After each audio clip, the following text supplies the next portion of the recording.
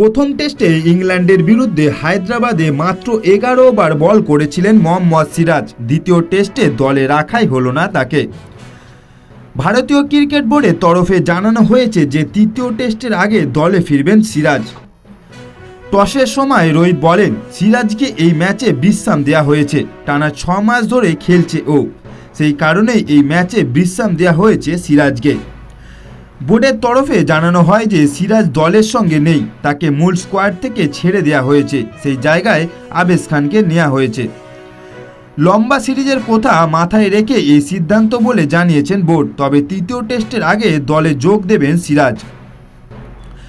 বাংলার মুকেশ এর আগে 2টি টেস্ট খেলেছেন। দেশের হয়ে 6টি একদিনের ম্যাচও খেলেছেন তিনি। খেলছেন 14টি টি20ও। জাসপ্রীত বুমরার সঙ্গে বিশাখাপত্তনমে ভারতের পেস আক্রমণ সামলাবেন মুকেশ। মোহাম্মদ শামি চোট থাকায় মুকেশকে দলে নেওয়া হয়েছিল। প্রথম একাদশেও ঢুকে পড়লেন বাংলার এই পেসার। তো বন্ধুরা, ভিডিওটি ভালো লাগলে একটি লাইক, কমেন্ট, শেয়ার ও সাবস্ক্রাইবারের বোতামটি প্রেস করে পাশে থাকবেন। ধন্যবাদ।